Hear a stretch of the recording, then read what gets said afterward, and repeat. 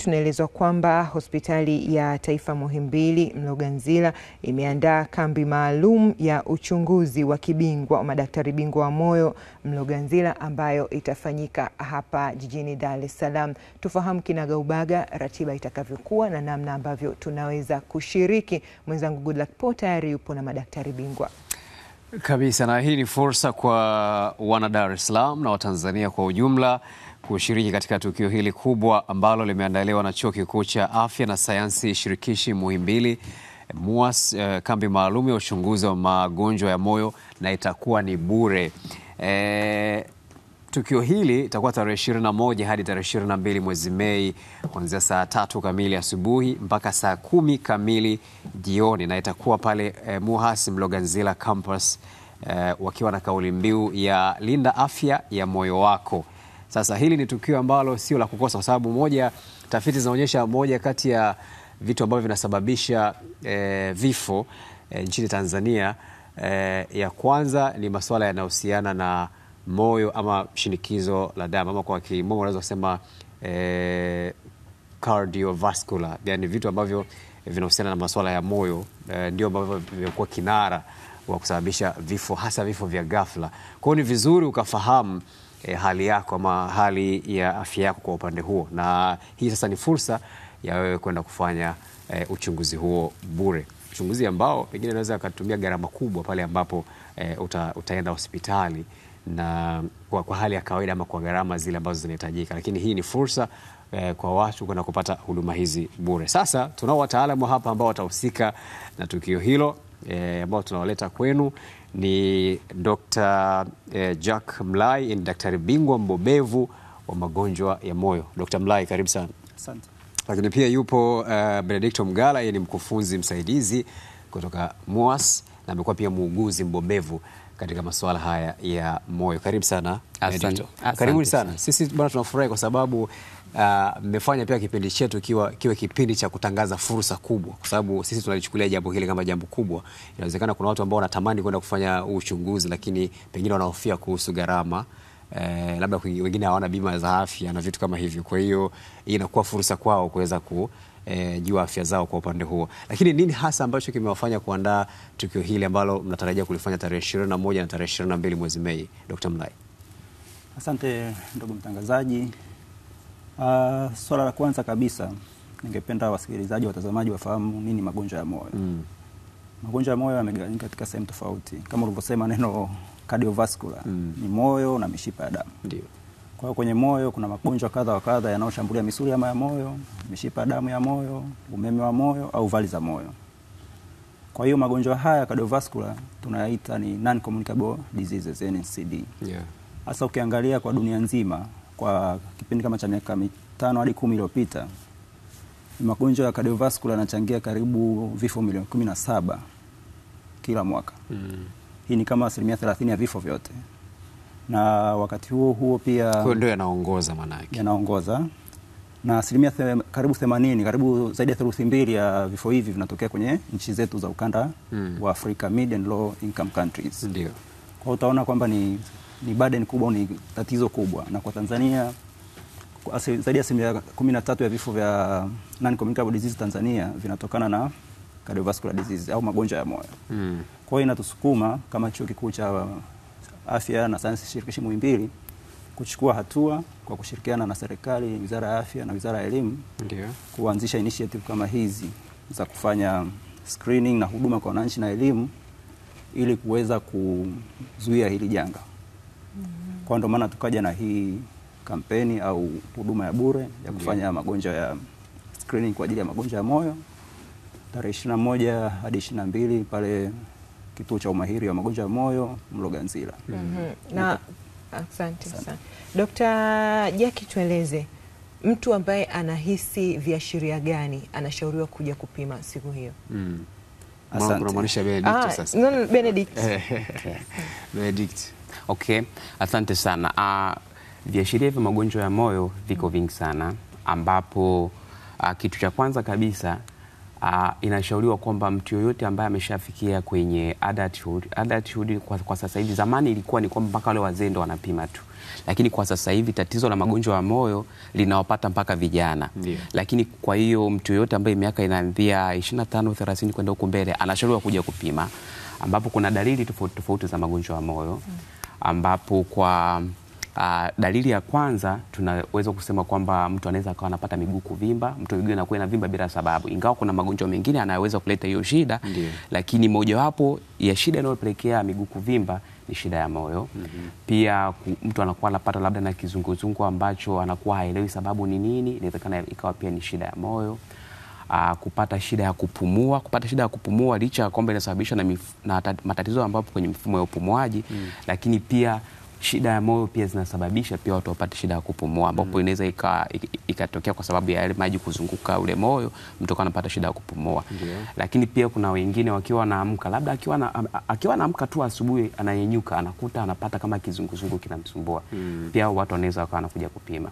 Lakini kwa sababu magonjwa mengi ya moyo hayaonekani na muda mwingine dalili zake hazijionyeshi mpaka hali ikiwa imeshakuwa mbaya. Kwa hiyo mara nyingi watu wengi wanakuja kukutana na hizo dalili wakati shida imeshakuwa kubwa.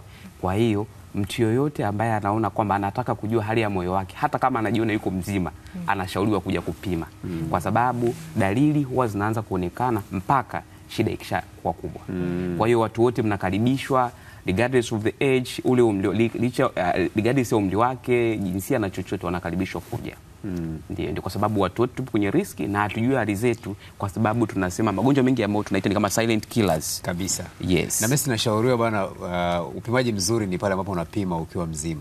Ukiwa mgonjwa, maana yake hapo unaenda kutibiwa, sio kupima. Kwa tofautishe kati ya kwenda kutibiwa na kwenda kupima.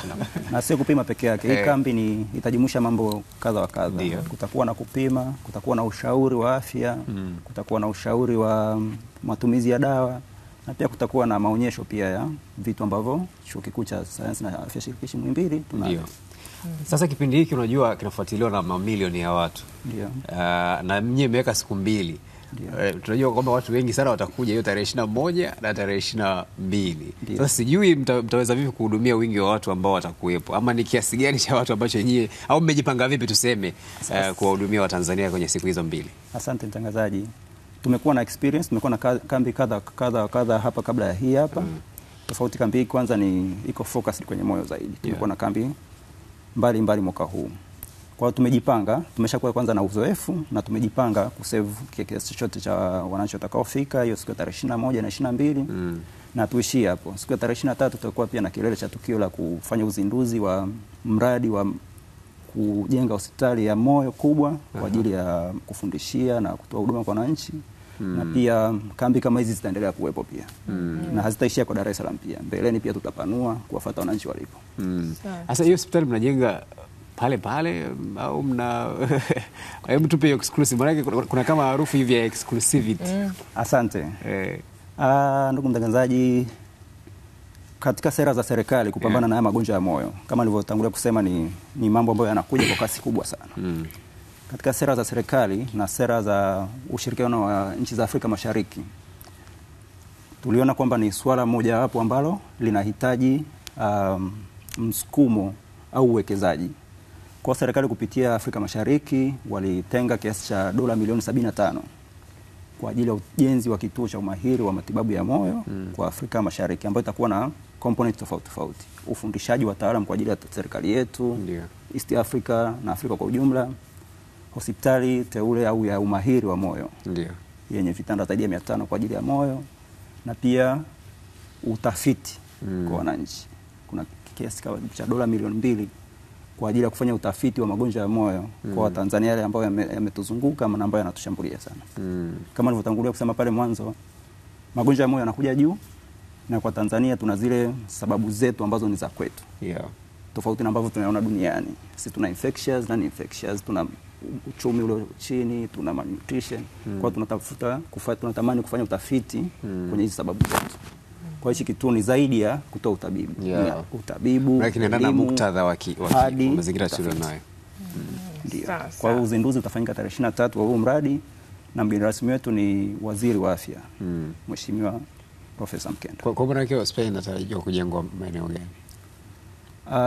Pale Mloganzila, ile kampasi ya Mloganzila ni eneo kubwa. Inaweka karibu 4,000 kwa ajili ya chuo kikuu cha Muhimbili. Imeshajengwa hospitali moja pale ya Mloganzila tunaoijua wote. Yeah.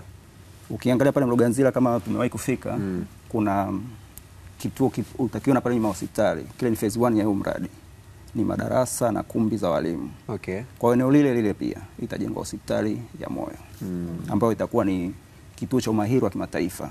Kama unavyoiona Mloganzila hospitali, na yenyewe itakuwa zaidi ya Mloganzila hospitali kwenye umahiri au kwenye ubora.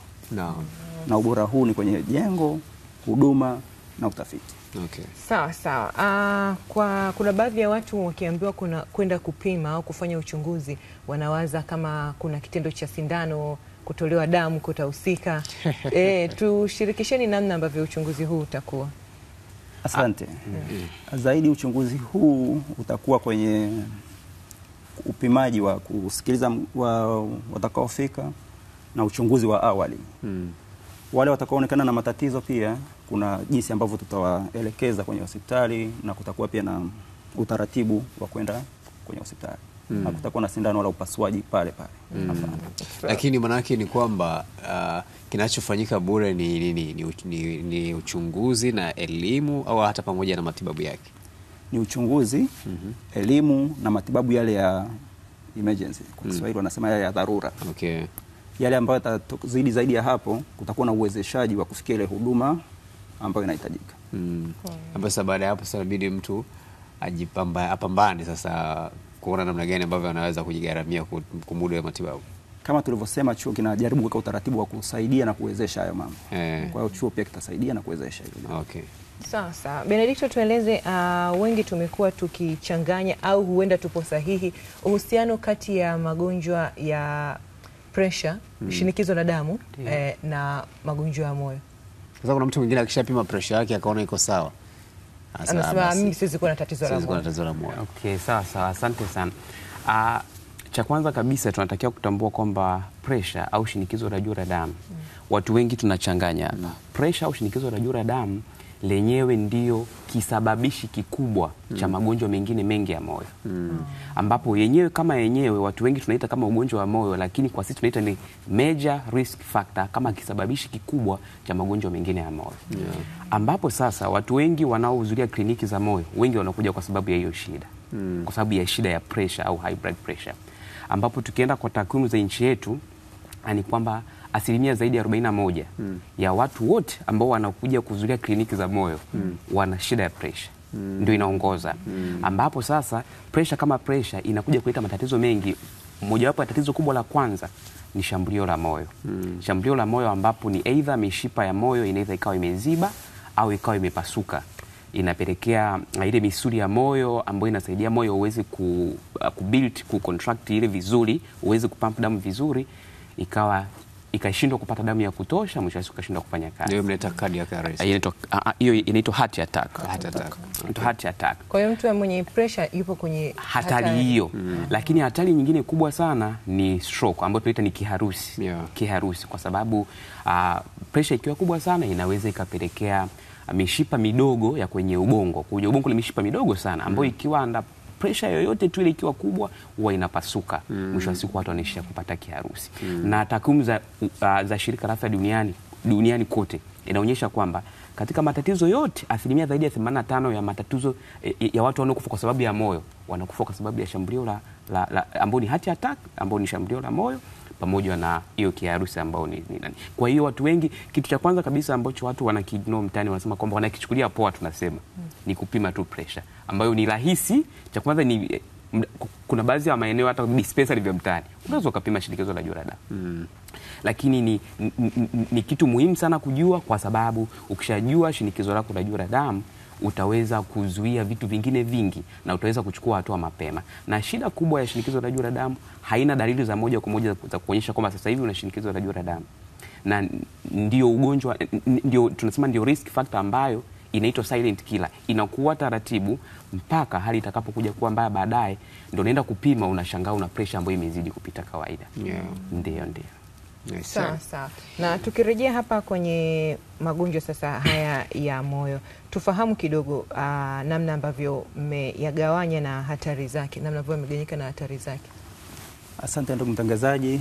Kwenye kuyagawanya kama nilivyosema, magonjwa ya moyo ni cardiovascular diseases. Kuna magonjwa ambayo ni ya moyo na ya mishipa ya damu, vascular na cardiac.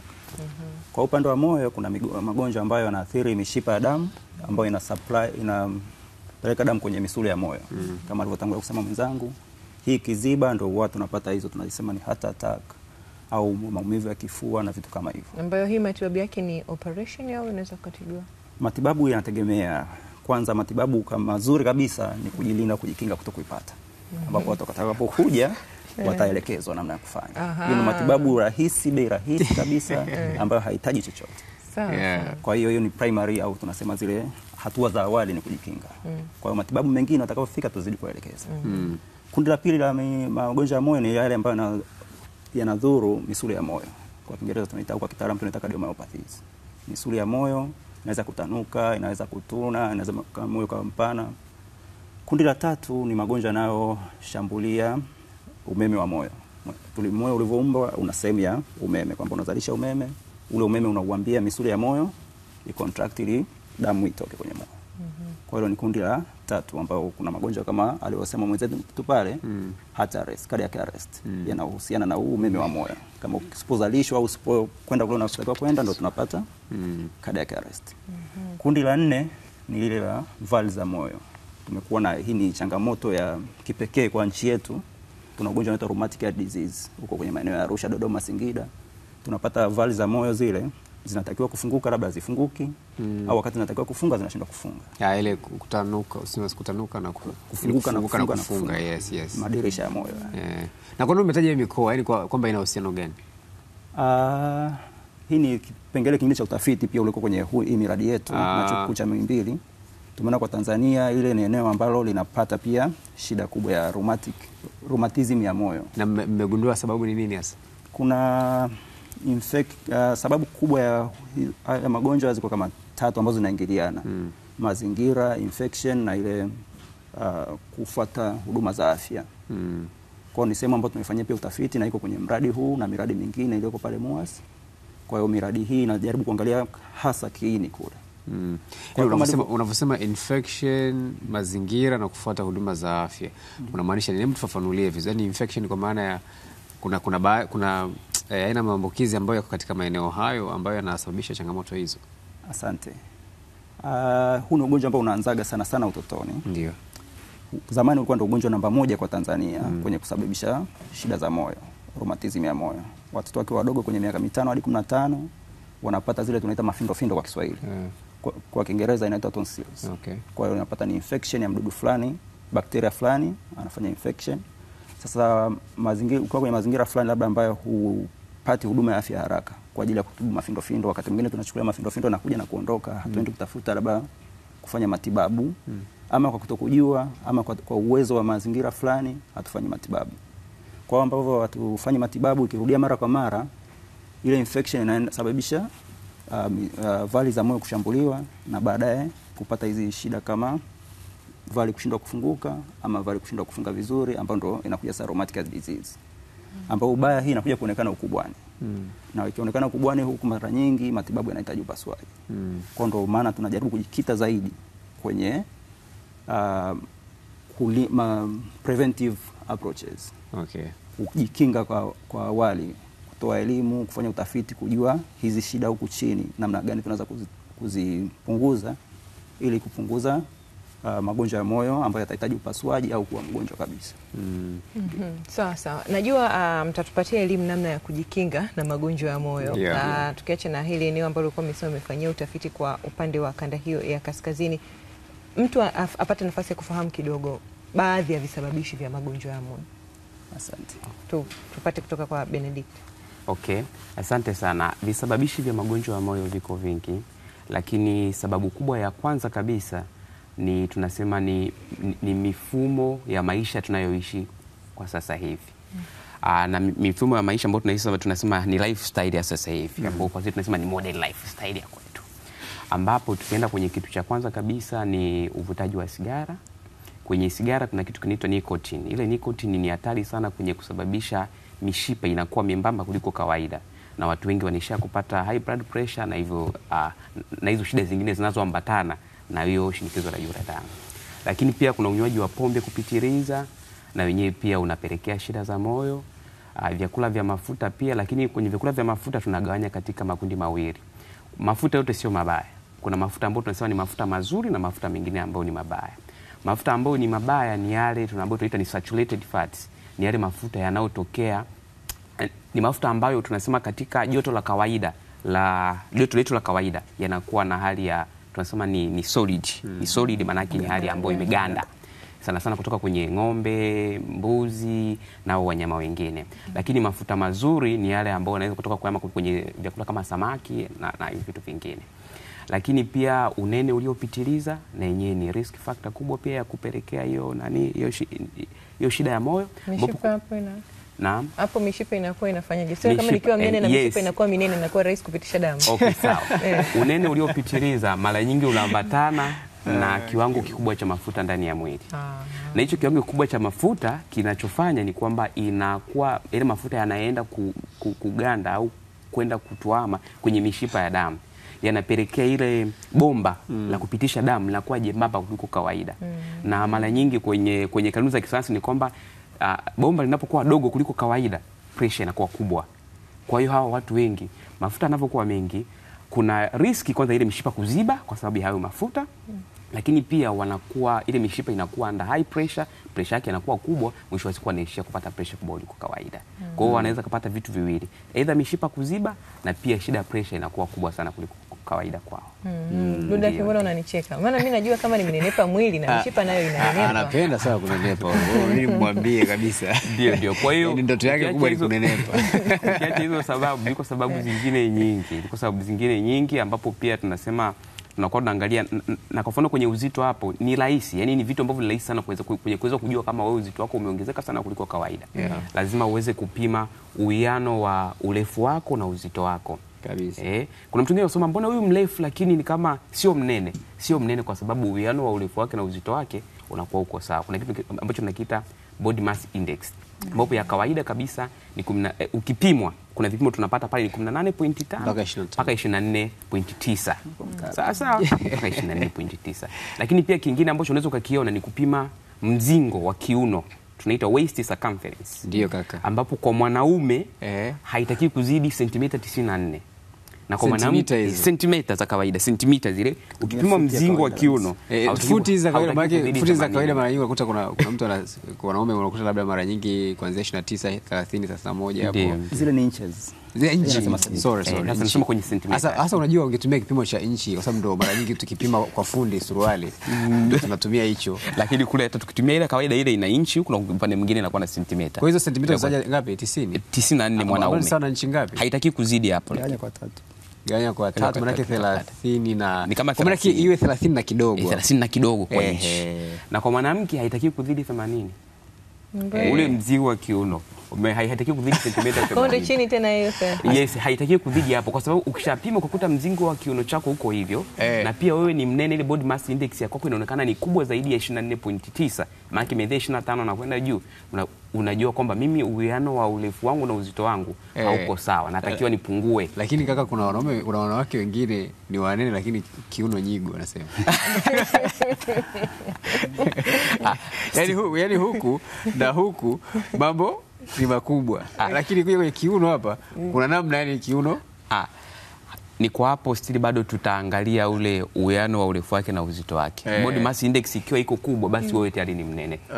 Umekuwa mnene kupitiliza na unapaswa ufanye bidii za kupunguza. Na vitu kama hivi ni rahisi kujua, ni kupima tu urefu wako na uzito wako ambao ni miongoni mwa huduma ambao tutaitoa pale kwenye kituo chetu cha umahiri wa magonjwa ya moyo na mishipa ya damu. Ndio. Ambacho hicho kituo kama alivyoongea Dr. Mlai ni kituo cha umahiri ambacho kwa East Africa nzima, nchi zote za Afrika Mashariki, nchi zote ziliamua kukijenga kwenye chuo chetu cha MUHAS kiwe kama senta ya kufanya utafiti, kufundishia na kuandaa wataalamu kwa ajili ni kuandaa wataalamu ambao watakuwa wamebobea kwenye hayo magonjwa. Kwenye tafiti zenu mnazozifanya, kwa namna moja au nyingine kuna kundi ambalo mnaliona lipo kwenye hatari zaidi ukiachana hili kundi la umri, kwa upande wa jinsia? ambao wamekuwa wakiathirika zaidi na magonjwa ya moyo? Kama nilivyotangulia kusema pale awali, magonjwa ya moyo yamegawanyika katika magonjwa tofauti tofauti. Kwa hiyo kila kundi inawezekana kwamba jinsia fulani labda imezidi, jinsia fulani iko chini. Kwa mfano magonjwa ya pressure, labda wanaume wanaweza kuwa zaidi kuliko wanawake. Tukija kwenye rheumatism ya moyo, wanawake wanaweza kuwa zaidi kuliko wanaume. Kwa hiyo ni swala ambalo ni mtambuka kidogo. Hatuwezi kuconclude kwamba seksi hii ni hapana. Labda umri labda kidogo, wale ambao wana umri mkubwa miaka 65 kwenda juu, kutokana na umri na maisha leo, risk ambazo zimekuwepo kwa muda mrefu, hizi vihatarishi wanaweza kuwa zaidi pia wanaathirika. Okay. Kwa hiyo ni swala ambalo linategemeana na kile kinacho. Hapo kwenye lifestyle mnazungumziaje pia vijana na watu ambao wanakula sana chipsi na nyama nyingi hapa mjini? Asante. Kama nilivyotangulia kusema mwenzangu, vihatarishi vile, kuna vihatarishi ambavyo tunasema ni vihatarishi vinavyozuilika, modifiable risk factors. Kwa kwenye hizi modifiable risk factors au hizi vihatarishi vinavyozuilika, kuna kama nilivyotangulia kusema sigara, kuna vyakula, kuna unywaji wa pombe uliopitiliza, kutokufanya mazoezi. Ndio. Haya yote ni vihatarishi ambavyo ukiviangalia kama nilivyovitaja vinne hivi, ni vikubwa ambavyo vimetuzunguka, ambavyo vinaepukika kabisa au tunaweza kuviepuka. Tunaviepuka vipi? Kwa mfano kuacha matumizi ya sigara, kuacha matumizi ya pombe, kuhakikisha vyakula tunavyokula ni vyakula ambavyo ni vinazingatia afya. Kwamba kwa mfano matumizi ya matunda na mboga za majani yawe labda mara 5 kwa siku. Ndio. Sisi tunatumia hiyo hata mara 3 kwa siku, mboga za majani na matunda. Kwa wengine mpaka andikiwa na daktari. Kwa kujaribu kula sana matunda na mboga za majani. Kujaribu kupunguza mafuta na kuzingatia mazoezi kwa mfano. Inashauriwa labda kwa wiki ufanye angalau mazoezi ya wastani kwa dakika 150. Hizo dakika 30 kwa kila siku kwa angalau siku 5. Tunafanya haya mambo? Kwa hizi ni vitu ambavyo ni rahisi kabisa mbele ya macho yetu. Kabisa. Na hivi vihatarishi ukiangalia kuna kitu wanaita cause of the causes. Vihatarishi ya vihatarishi. Kwamba hii modernization au utandawazi unaokuja na kuchukua maisha ya kizungu yanaongeza pia hivi vihatarishi. Kwamba labda tunapoenda mbeleni magari yatajiendesha yenyewe. Unaingia kwenye gari unapelekwa kazini. Unapanda kwenye lift unapelekwa kule juu. Umeona? Kwa hata ile mazoezi ya kawaida yale ambayo yalikuwepo siku zote kutokana na asili ya maisha yetu yanazidi kupotea. Kwa hiyo tunazidi kuongeza uwezekano wa vile vihatarishi kuwepo na kuishia kwenye magonjwa ya moyo. Kaka, hebu ongezea, kama unajua una jambo la muhimu sana. Sasa nitaongezea, ambapo tukienda kuna wengine wanakuambia ni kwa upande wa sigara kama alivyosema Dr. Mrai. Sigara unashauriwa uache kabisa. Lakini kuna mwingine anakuambia kabisa jana anaita fake. Anakuambia bwana, mimi pombe siwezi kuacha. Nifanye nini pombe nisiweze kuacha? Tunaenda kwenye recommendation, of course shirika la afya duniani linatuambia pombe pia tuache. Lakini kama imeshindikana kabisa kuacha, ufanye nini? Utumie kiwango gani? Mwingine ashapata uraibu. Utumie kiwango gani cha pombe ambacho angalau basi hakiwezi kukuletea zile shida za moja kwa moja. Cha kwanza kabisa, pombe zinapimwa kwa units. Kwa sisi ambao ni wataalamu tunazipima kwa units, ambapo kwa mwanamke hatakiwi kutumia zaidi ya unit moja, ambayo ni sawa na chupa moja ile ya bia. Na kwa mwanaume kwa siku moja hiyo hatakiwi kutumia unit ambazo ni unit zaidi ya 2. Lakini kama anatumia zile spirit ambazo ni hizo kama Kaivanti na nini, hatakiwi kutumia mils zaidi ya 25. Umeelewa? Mili zaidi ya 25 ambao ndio sasa na hiyo unit moja. Lakini kama unaweza kuacha kabisa, acha kabisa matumizi ya pombe. Na kwa wale ambao hapo kwenye uraibu, ikiwa ni kama hatua ya kuelekea kuacha matumizi ya pombe, wanashauriwa watumie hicho kiwango kidogo sana mpaka watakapoweza kuacha kabisa matumizi. Basi sisi tunawashukuru sana, tunatakia kila laheri. Asante sana. Kwa sababu muda umeisha, nilikuwa natamani sana Dr. nilikuwa nataka niulize sana kuhusiana na wale ambao wanaendekeza sana masuala ya mapenzi na moyo. Ndio maana tulisema linda afya ya moyo wako. Tukusema linda moyo. Ni kwa sababu tu muda umeisha. Lakini hebu kwa sekunde chache tu malizia ulichokuwa unataka kumalizia. Hiyo itakuwa mada ya siku nyingine. Asante. Na omba kusisitiza tena na kukumbusha kwamba tutakuwa na hii kambi ya uchunguzi, ni bure tarehe 21 na tarehe 22 ni pale hospitali ya Mloganzila, mbele yake kidogo utapaona kituo cha umahiri wa magonjwa ya moyo Afrika Mashariki. Na pia wananchi wasisahau kuhudhuria pia siku ya tarehe 23 kwenye uzinduzi au kwenye mradi wa ujenzi wa hospitali ya moyo na miradi kadhaa ya moyo itakayozinduliwa na waziri wetu wa elimu Profesa Mkendo. Tunashukuru sana. Asante sana. Asante sana. Ndugu yangu, acha moyo kwenye vile visababisho hajasema chochote kwamba mapenzi yanasababisha Umesema kuziba. afya, linda afya ya moyo wako. Hajasema linda moyo wako. Kulikuwa na sababu. Kabisa. Asanteni sana. Shukrani sana. Tunatakia kila laheri. Dr. Mlai pamoja na Benedicto.